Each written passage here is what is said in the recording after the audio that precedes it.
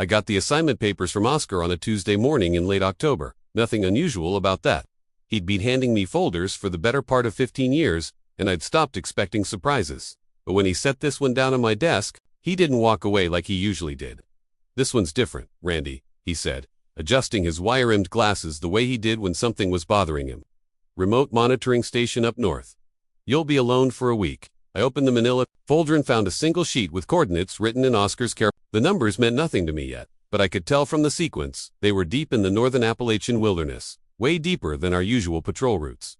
"What kind of monitoring?" I asked. Oscar sat down across from my desk, which was another thing he didn't usually do. In all my years working under him, Oscar Warner was a stand-up kind of supervisor. Quick meetings, clear instructions. Then back to his office to deal with whatever paperwork was choking his desk that day. Strange incidents over the past month. He said unexplained sounds missing hikers. I'd heard about the missing hikers. 3 of them in the last 4 weeks. Experienced backpackers who knew the trails. Search and rescue had come up empty each time.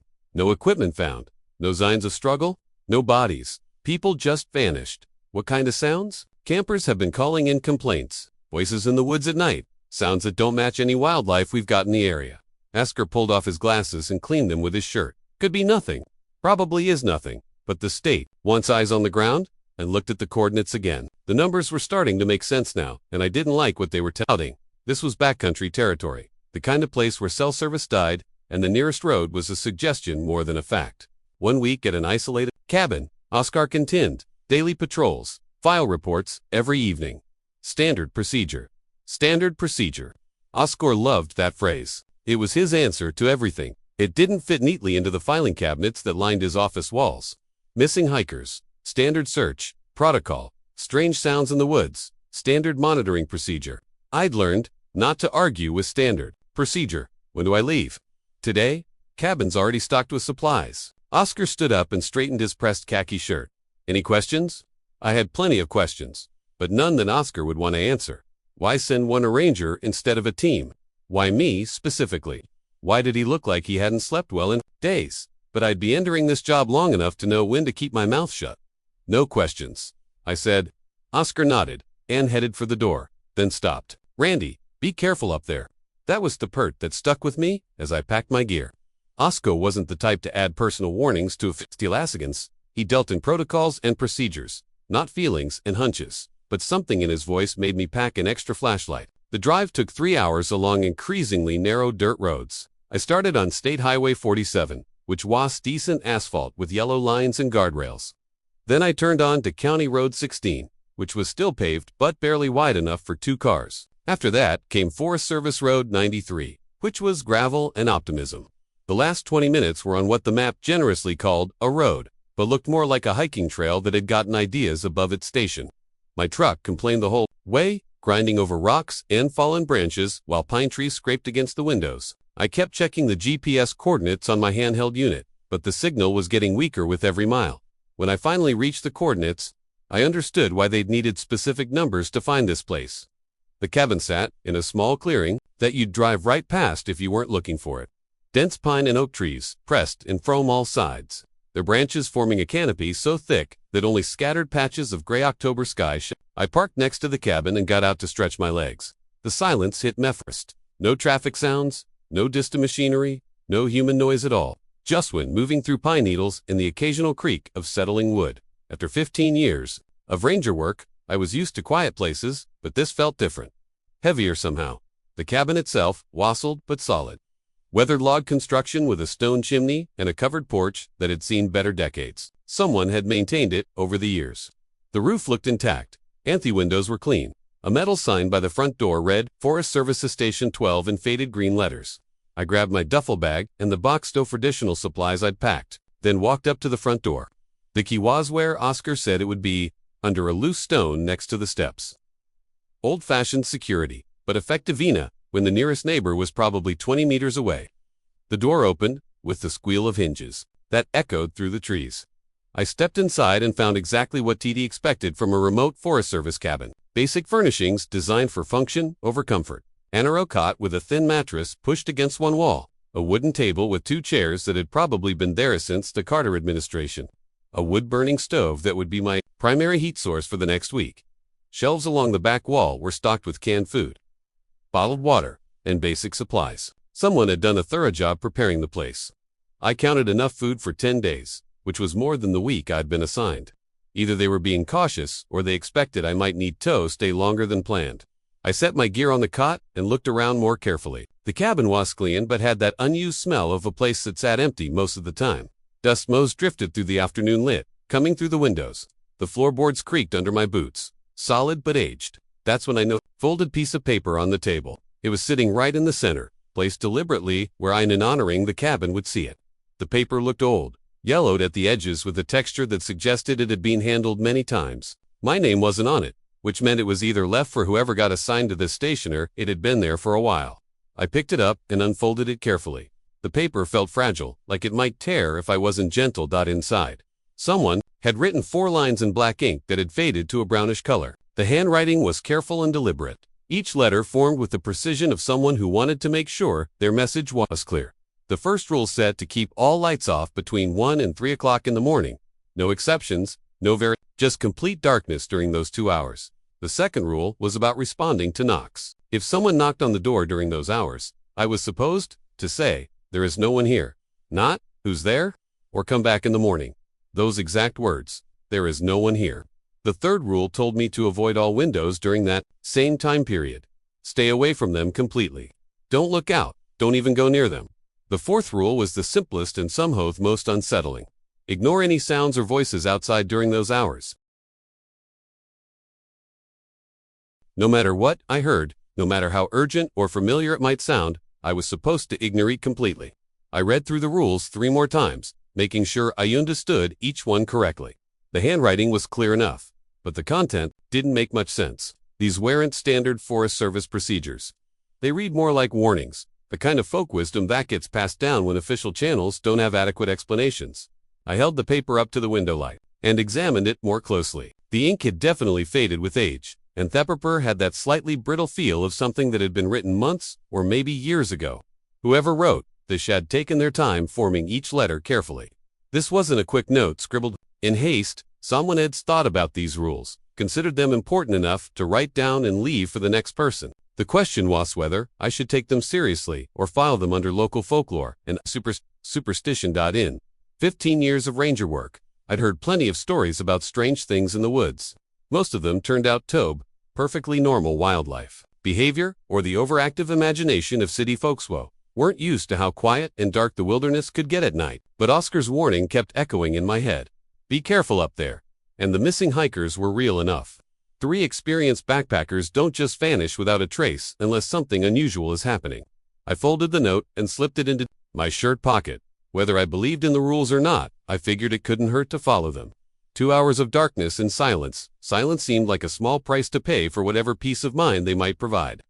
The afternoon was getting late and I had work to do before sunset. I needed to unpack my gear, get familiar with the area around the cabin, and figure out my patrol routes for the next week. But first, I wanted to test the radio and file my initial report with Oscar.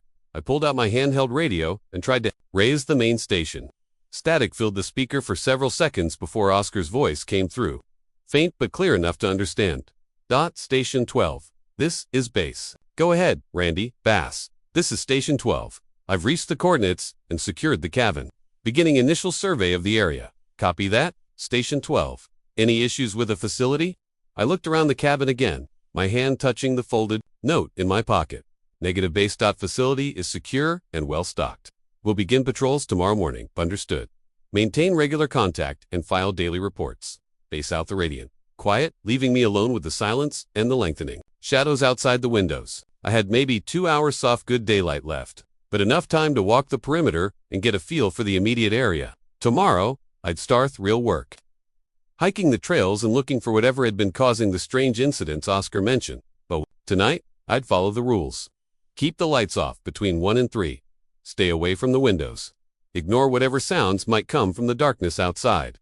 I examined the note one more time, studying the faded ink and careful handwriting. Someone had taken the time to write these rules down and leave them for the next person. This suggested they'd learned something during their stay here, something important enough to pass along.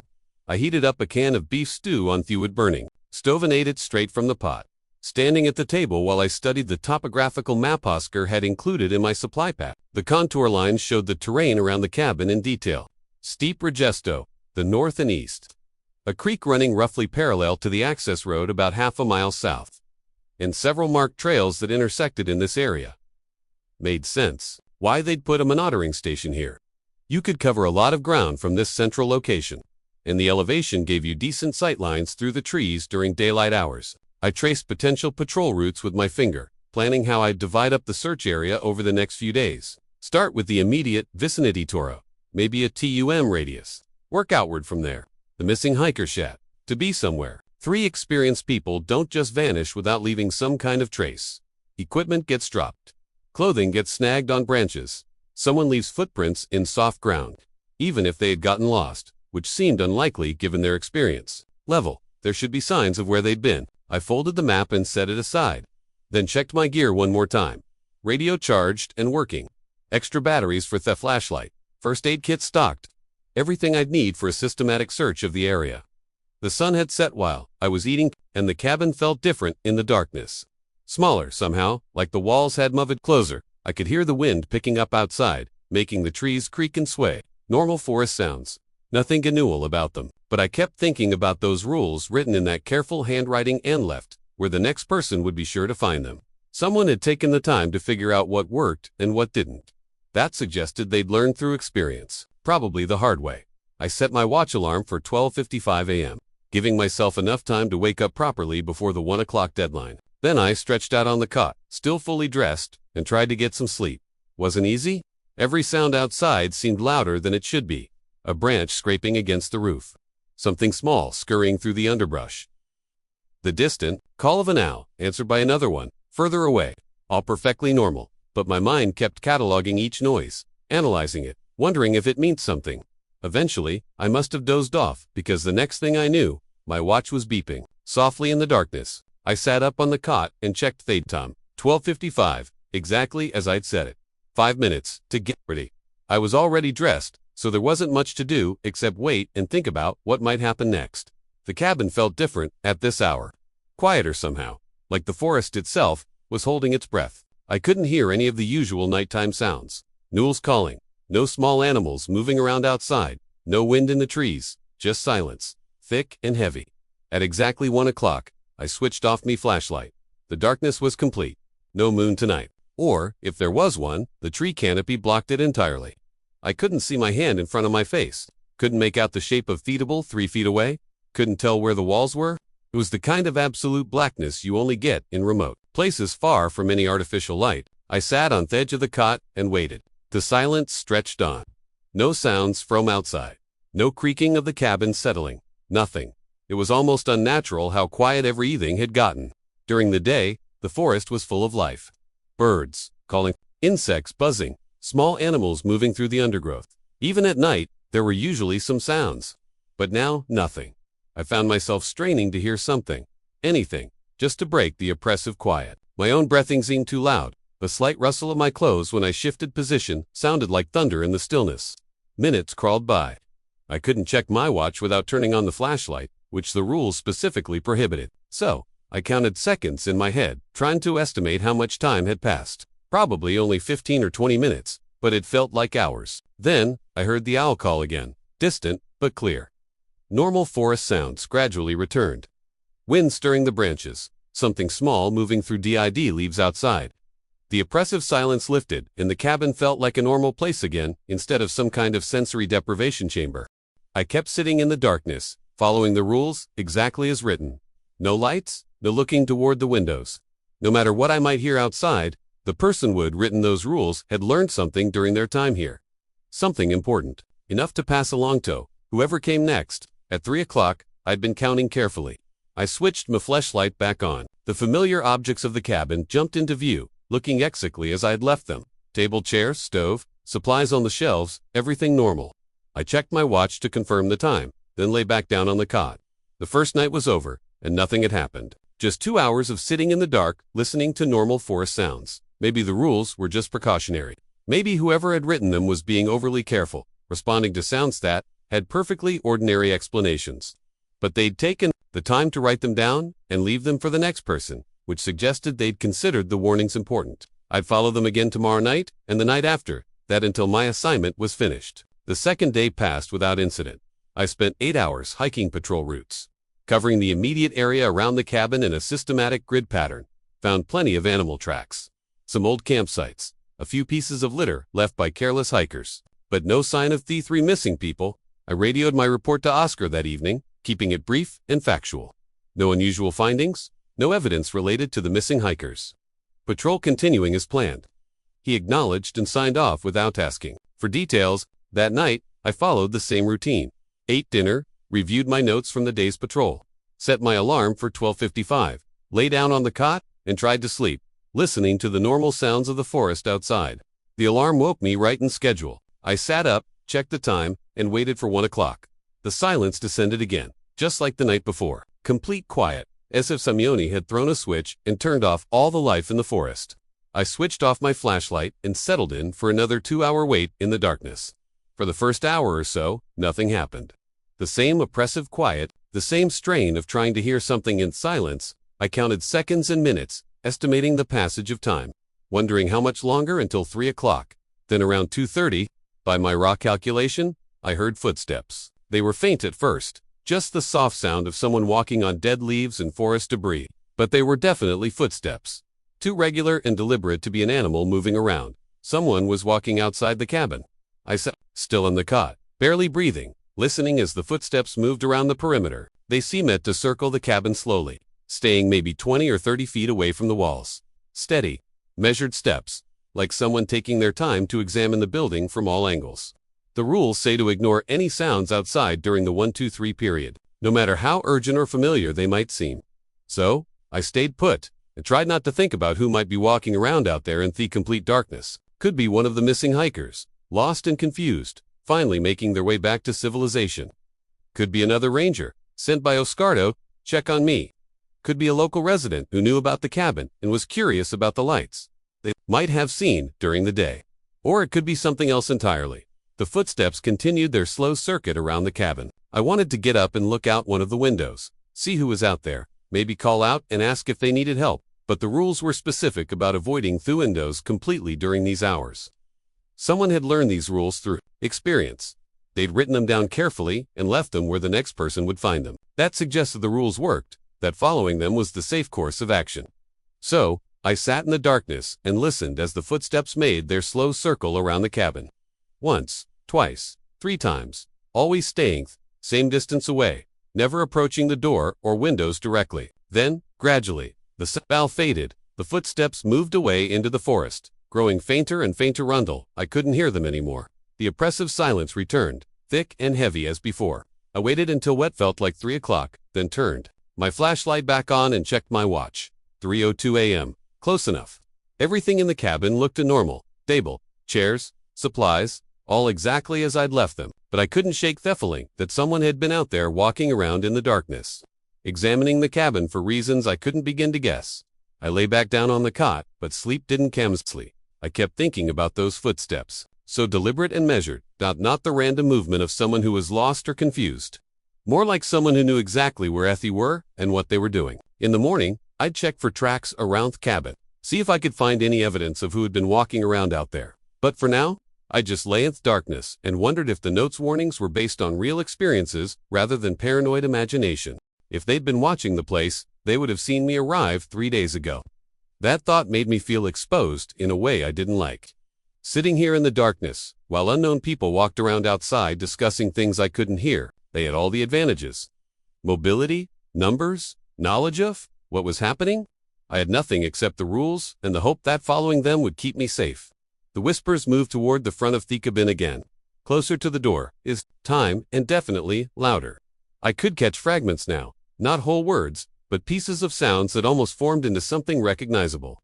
The conversation seemed more intense, too, with shorter exchanges between the voices. Then everything went quiet. The whispers stopped completely, and the silence returned. But it felt different this time. Not empty like it had been earlier, but full of waiting, like the calm before something important happened. I sat perfectly still and listened. No voices, no footsteps, no movement of any kind. But I could sense that they were still out there, still close to the cabin, just not talking anymore. They first knock came at 1:45, by my count. 3 slow, deliberate raps on the front door, each one distinct and measured with a pause between them. They sound echoed through the cabin like gunshots in the silence. My heart started pounding so hard I was sure it would be audible from outside. The flashlight felt like it weighed 10 pounds in my hand. Every muscle in my body wanted to move. To stand up, to turn on the light, to dose some Inthia, then sit here in the dark while someone knocked on my door. But the rules were specific about this, too. If someone knocked during these hours, I had exact words to say. I waited. Maybe they'd go away. Maybe it was just some kind of test, and silence was the right response. The knocking came again. 3 more ups, harder this time, more insistent. The door rattled slightly in its frame with each impact. I cleared my throat as quietly as I could, and faced toward the front door. My voice came out steady, which surprised me. There is no one here. The words felt strange coming out of my mouth, like I was denying my own existence. But they were what the note had specified, word for word. The knocking stopped immediately. Not gradually, or after a pause. It just ended the moment I finished speaking. Like whoever was out there had gotten the response they were expecting. The whispers started up again, but quieter now, more distant. The voices seemed to be moving away from the door, back toward the perimeter of the cabin. I could barely hear them, just the faint sound of people talking somewhere outside in the darkness. The conversation continued for several more minutes, growing fainter as time passed. Eventually, I couldn't tell if I was still hearing voices or just imagining them. The silence crept back and gradually, replacing the whispers until there was nothing left but the familiar emptiness of the forest at night. I sat on the cot and waited. My heart rate slowly returned to normal, and the sweat on my palms started to dry. The flashlight felt lighter in my hand again. When I estimated that 3 o'clock had arrived, I switched on the light and checked my watch. 3:02. Close enough.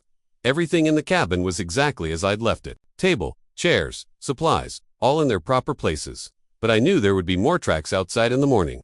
More evidence that the rules weren't just paranoid instructions left by someone with an overactive imagination.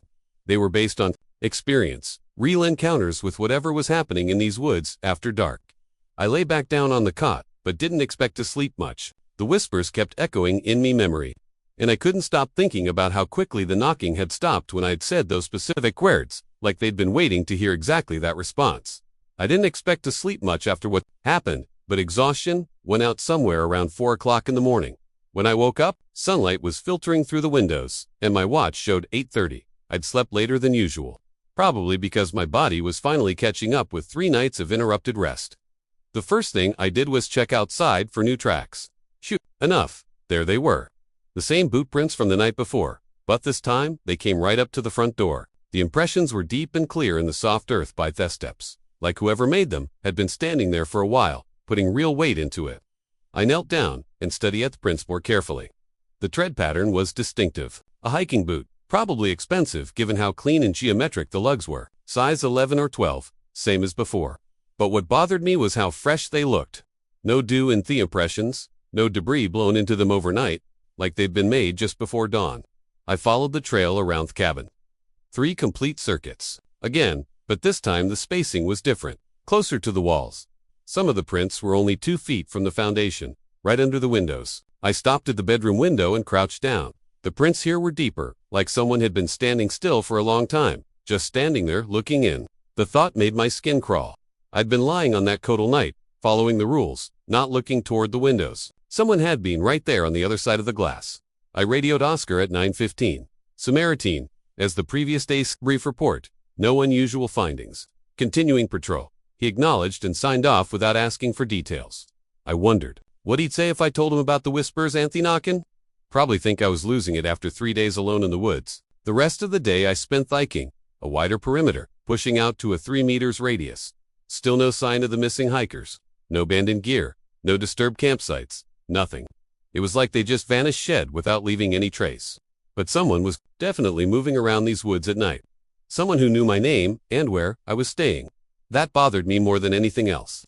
I'd introduced myself to Oscar as Randy when I first started working for the Forest Service 2 years ago, but my personnel file would have my full name. Anyone with access to those records could know I was Randy Guerrero.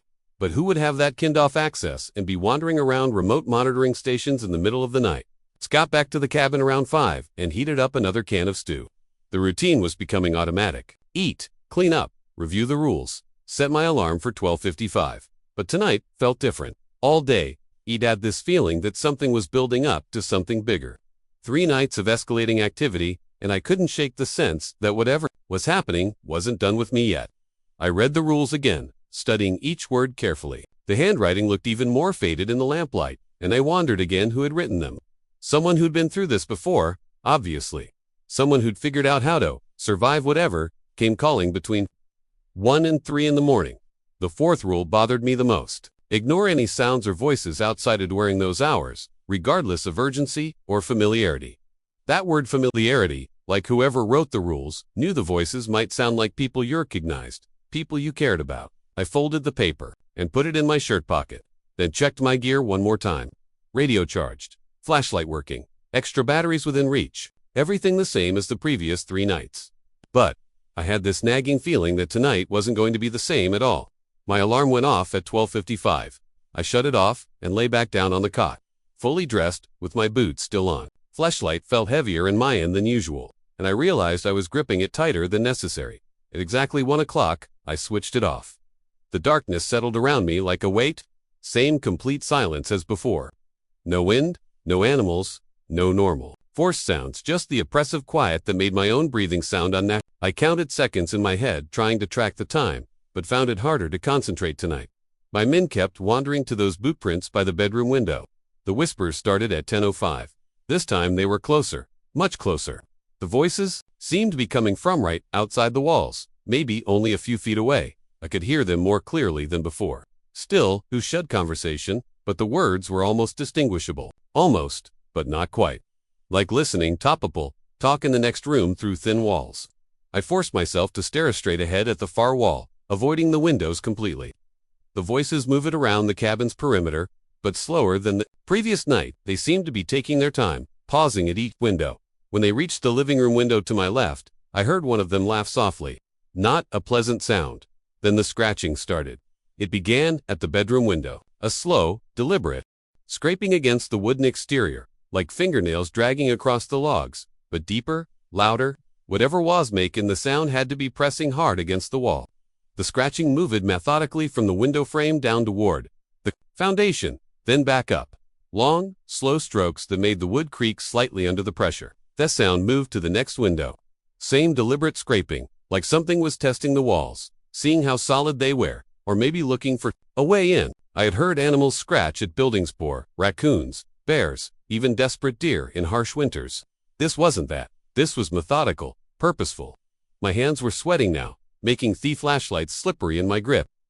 I wanted to wipe my palm on my pants, but didn't dare move. The rules didn't say anything about staying perfectly still, but every instinct told me not to make a sound. Not to do anything that might draw attention to exactly where I was inside the cabin.